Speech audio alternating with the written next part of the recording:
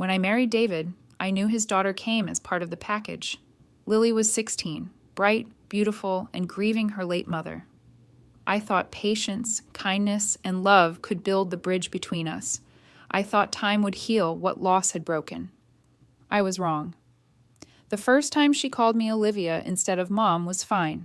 I didn't expect her to accept me overnight, but then came the glares, the muttered comments, the slammed doors.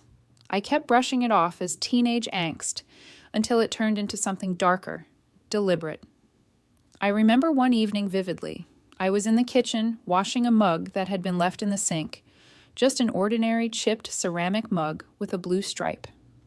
Lily walked in and froze, her eyes cold and sharp. "Seriously," she said. "That's not yours to touch." I blinked, confused. "I just washed it, sweetheart. It was dirty." Her voice rose. "It's my mom's mug. You have no right to touch it." She stormed off before I could explain, her sneakers pounding up the stairs. Moments later, David walked in, rubbing his temples. "What happened now?" "Nothing," I said, forcing a smile. "She's upset about a mug." He sighed, weary. "She's still adjusting. Give her time." That word again, time. But time didn't heal things. Time just gave Lily room to sharpen her tactics. It started small, missing things. A pair of David's cufflinks vanished from his dresser. A week later, Lily found them in my nightstand drawer. Her innocent eyes widened. "I just thought I'd check in here, Dad. Maybe she put them away wrong." David laughed it off then, but I saw the flicker of suspicion. Next came the forgotten bills, the rearranged furniture, the whispering. I'd come home from work and find things subtly off, drawers slightly open, papers misplaced, a framed photo of Lily's late mother suddenly set front and center on the mantel, replacing one of me and David. It was psychological warfare, and I didn't even know I was at war. One night, I lay in bed beside David, staring at the ceiling. He was scrolling through his phone, half listening as I spoke. "Do you ever think Lily's testing me?" I asked quietly. He didn't look up. "She's a teenager, Liv. She lost her mom. It's complicated." "I know," I said, "but she's been saying things about me, things that aren't true." He sighed and finally turned off his phone. "Olivia, don't start imagining things," he said. "You're the adult here. Don't let her get to you." That night, I couldn't sleep. The silence in the house felt heavy, like something unsaid was pressing on my chest. I began to wonder if maybe I was losing my grip, if maybe Lily was right about me. The next morning, I found David's wristwatch missing, his late father's heirloom. He wore it every day, but that morning, it was gone. I didn't say a word. By afternoon, Lily was in tears. "Dad, your watch." "I think Olivia took it. I saw her near your drawer yesterday." David looked at me. "Liv, please tell me that's not true." I froze. "Of course it's not true. Why would I—" Lily interrupted, her voice trembling. "You said I was careless with things, remember? Maybe you just wanted to make a point." She was good. Too good. I tried to protest, but David's face was already clouded with doubt. "I'm sure there's an explanation," he said quickly, but the tone wasn't reassuring. That was the moment I realized something. Lily wasn't just rebelling. She was trying to erase me. I started noticing patterns. Every argument, every misunderstanding.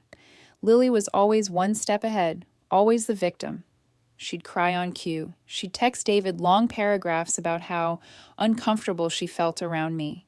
She'd whisper just loud enough for me to hear her say, "I miss Mom. Things were better before." Each word chipped away at my marriage. I tried everything. Therapy sessions, family dinners, gentle conversations. But Lily was clever. She'd charm the therapist, paint herself as the wounded child, and I'd look like the frustrated stepmother losing patience. Once, I caught her in my study, rifling through my work folders. "What are you doing?" I asked. She turned, her face calm. "Looking for my homework. You probably moved it when you cleaned." I hadn't touched her homework, but I didn't argue. I was tired. That's how she won. Not with big scenes, but with small, constant cuts. A few weeks later, David left on a short business trip. It was just me and Lily in the house. The first 2 days were quiet. Then, on the third morning, I came downstairs to find one of David's antique vases shattered on the floor. Lily was standing over it, phone in hand. She looked up, horrified. "You did this." "What?" "I saw you last night. You were angry.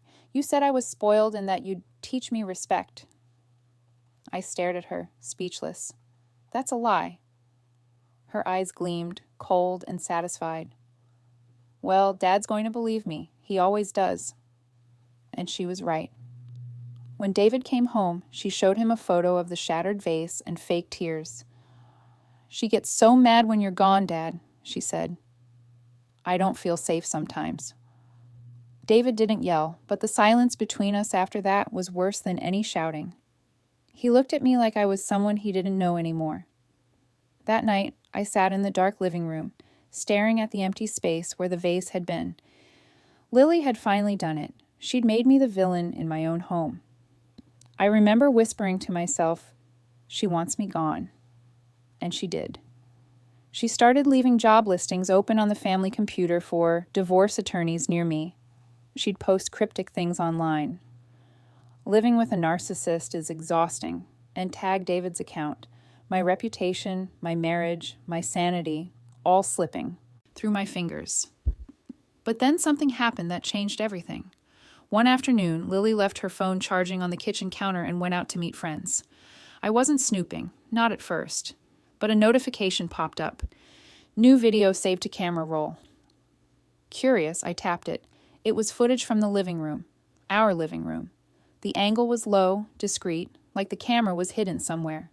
The clip showed me walking into the room, picking up my purse, and then it cut. Another clip showed me standing by David's drawer. Lily must have been editing it, cropping out context, splicing moments together to make me look suspicious. My blood ran cold. That's when I saw the label on the folder, "Proof for Dad." She had been recording me, twisting my every move into evidence. I realized I wasn't paranoid. I was being hunted. That night when Lily came home, I played it calm. "How was your day?" I asked. She smiled sweetly. "Fine. Why?" "Oh, nothing," I said, drying my hands. "Just curious." Inside, my mind was spinning. I didn't sleep that night. I just stared at the ceiling, listening to the hum of the air conditioner, wondering when exactly she'd turned from hurt teenager into my enemy.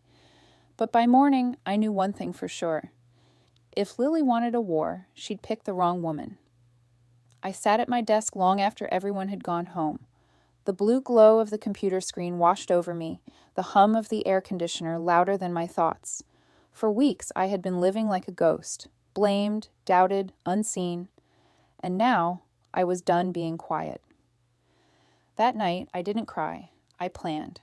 I listed everything I knew, every missing item, every argument, every time Lily had appeared with proof that I'd done it. The pattern was perfect. Too perfect. And then, while scrolling through our home security app, I noticed something strange. The living room camera had been offline 3 times, the same days things went missing. Coincidence? No. It was Lily. She was turning the system off before her little performances. Clever, really. But she'd made one mistake. The app logs every user who disables the feed. When I saw her account name pop up on the system log, I actually laughed. For the first time in weeks, I laughed. If she could use my kindness against me, I could use her arrogance against her. The house was quiet. David was asleep. I slipped out of bed, took my phone, and crept down the stairs. I opened the cabinet where we kept the small camera from our camping gear, a compact motion-triggered one David bought last summer. I hid it behind the flower vase facing the hallway, invisible, but with a perfect view of Lily's room door and the living room. Then I did something I never thought I'd do. I planted evidence.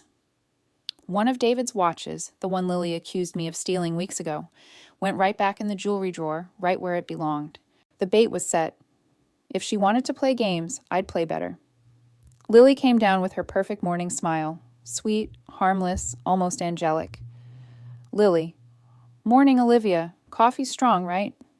"Just how you like it."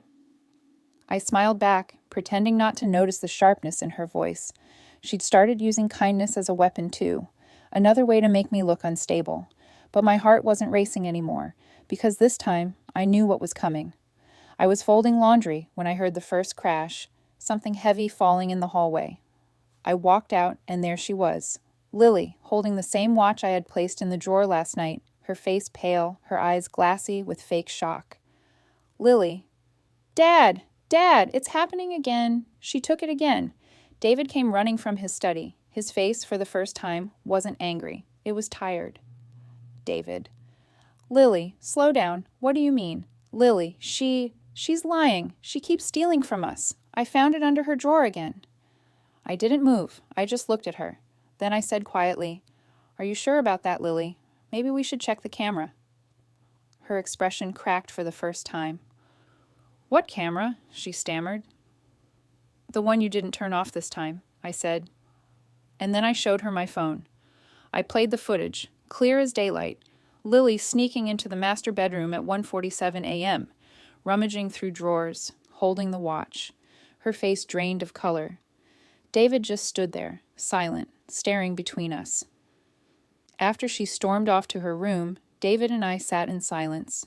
He finally whispered, I don't know what to say. I did. You say you believe me, I said softly. He looked at me, guilt flooding his face. I do now. The truth had been there all along. It just needed proof loud enough to cut through the lies. But something told me it wasn't over. Not yet. After David went upstairs, I sat alone in the dark. The silence in that house was different now. Not heavy, not accusing, just hollow. I thought I'd feel victorious, vindicated. But instead I just felt tired. Because under all her cruelty, I couldn't stop wondering why. Why would a girl that smart, that deliberate, spend so much energy trying to destroy me? I decided I needed answers, not just proof. I stood outside Lily's door. Soft sobs leaked through the cracks. For a moment, I considered walking away, but I didn't. I knocked once, gently. Lily? No answer. Can I come in? Silence. Then, a small broken voice. Go away. I opened the door anyway. She was sitting on the floor by her bed, hugging her knees, the glow of her phone screen lighting up her face. When she looked up, her eyes were red, her cheeks blotchy. Not from rage this time, from shame. Why did you record me? She asked, voice trembling. Because I needed you to stop, I said. Her jaw tightened. You think I'm evil or something? I shook my head. No, I think you're hurting. That got her attention. She blinked, confused, like she'd expected anger, not compassion. Why, Lily, I asked again, quieter. What did I do that made you hate me this much? She didn't answer right away. She just stared at the carpet, then whispered, You replaced her. I froze. My mom used to sit in that kitchen chair every morning. You sit there now. You wear her robe. You put pictures of you and Dad where hers used to be. Her voice cracked. You took her place like she never existed. The words hit me like glass. I wanted to defend myself, to say no, I didn't replace her, I'm just trying to belong. But that wasn't what she needed to hear. I'm sorry, I said instead. I never wanted to erase her, Lily. I just wanted a family. She looked up, eyes trembling. You can't have both. David tried to pretend everything was normal. Pancakes, coffee, the smell of syrup in the air. But his eyes kept darting toward Lily's empty seat. She left early for school, I said. He nodded, avoiding my gaze. David, I began carefully, she needs help, not punishment. She's drowning in grief, and no one ever pulled her out. He sighed deeply. I thought we were fine. That time would heal it. Time doesn't heal lies, I said softly. It only hides them. Olivia quietly replaces the old family photo on the hallway table with one of David, Lily, and her late mother.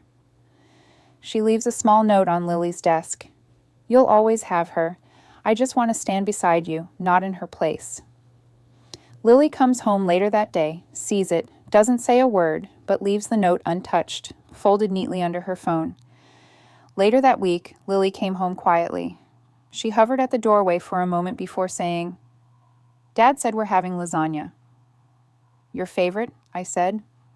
She hesitated. I can help if you want. I smiled, pretending not to make it a big deal. Sure, can you grab the cheese? It was a small moment, but in this house, small moments were everything. I thought revenge would heal me.